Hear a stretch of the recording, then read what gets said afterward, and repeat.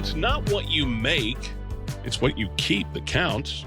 As you start to think about your finances and retirement, have you ever considered that scenario?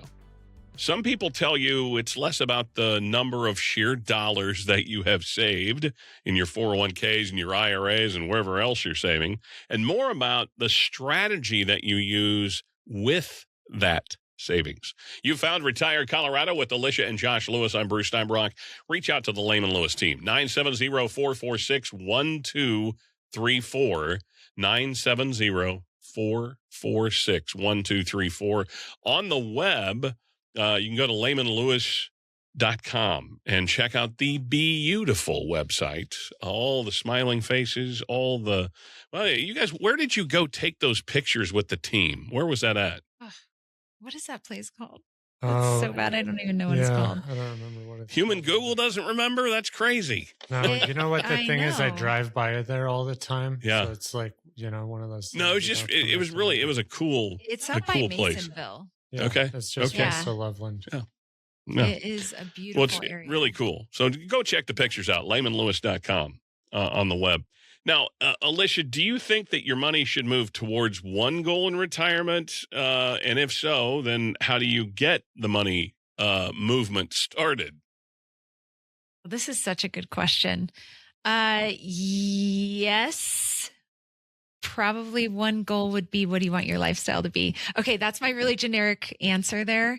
But there is a lot of things that your money should be doing, what it should be moving towards. And I think a lot of times people don't realize that when you are shifting into retirement, so should your retirement, or so should your financial planning, right? Because a lot of times when you're saving, that's easy. You're saving, you're putting money away. It's kind of out of sight, out of mind. You've got a paycheck coming in.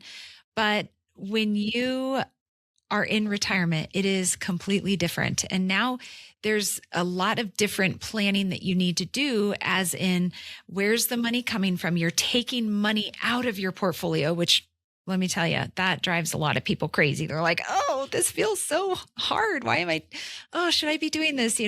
I've saved, and now I'm using this. It just feels wrong.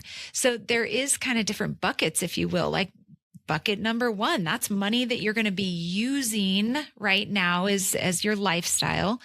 And, meanwhile, you've got a couple of different other buckets, some that are more short term that you're going to be using, maybe say 2, 3, 5 years, and then a longer term bucket. And so with these different, timelined buckets, you're going to be investing them a little bit differently. So, this isn't just like park your money and, this is what it's doing and like set it and forget it. It is a very intentional, purposeful strategy when it comes to retirement planning.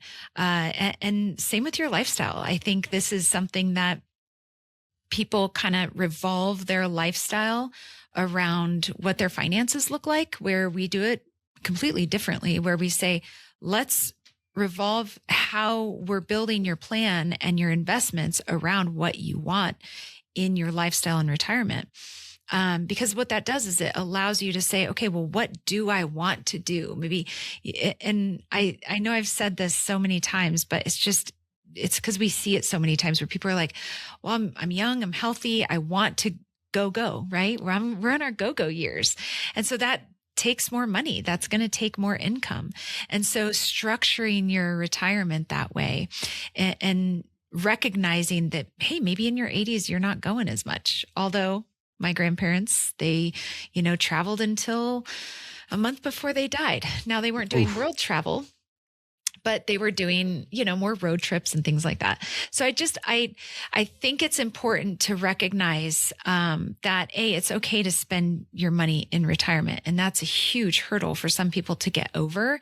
But also recognizing that how you structure your portfolio and your investments should really have a lot to do with what you want your life to look like.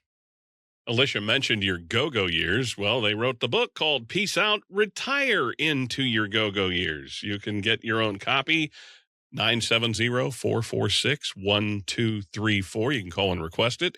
You can text the word book, BOOK, to 970-446-1234 for your own copy, or you can go to laymanlewis.com on the web and request a copy there. Many ways to get a copy of Peace Out, Retire into Your Go-Go Years. Yeah, there you go. If you're watching on the web stream, congratulations. You've seen the cover, and now you know you want it. All right, Josh, a lot of folks have been working hard, and they saved that money in that 401k, that IRA. I mean, they've built up pretty significant wealth. I mean, with the way the stock market has been really since 2010, yes, we had the dip in COVID, and we had the 2022 year. But when we're ready to stop and retire, it's not just about having that pool of cash. It's about turning that savings into a regular paycheck, making money work for you, not you doing the work. So how do you flip mindsets, but also flipping that savings into that reliable cash when we retire? Yeah, this is a very common thing where a lot of people, start looking at money differently, or they should start looking at money differently. And it's a big hurdle. There's kind of that psychological crux where people got to go from that, saving, investing, that sort of thing, to then, distributing their assets and using those as income. So I think having those conversations regularly and often kind of helps drive that home. When we run a lot of financial models, we'll show money coming out of the portfolio, but we use a projected growth rate there as well. So we can sort of look at how do we strike that balance. But a lot of times it's sort of this idea of what are we doing in terms of asset allocation? How are we shifting our investments? Where, yeah, of course, we still want a growth aspect within our portfolio so that we can, hedge against inflation and, see longer term appreciation, because we're not going to need all those assets, in one period of time. So we can kind of segment the portfolio to a certain extent. But then we also want to look at, hey, what type of volatility are we subjecting these assets to? Because if we're using that for income, we don't want a big, swings in the market to adjust the value of those dollars.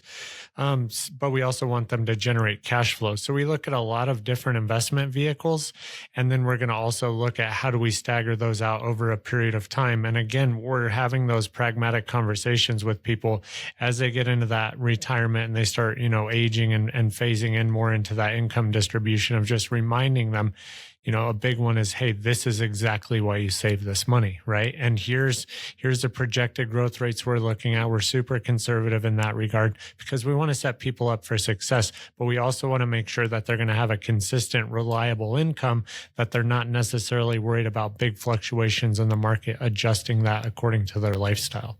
And I have to tell you, we have more conversations about people underspending than we do overspending.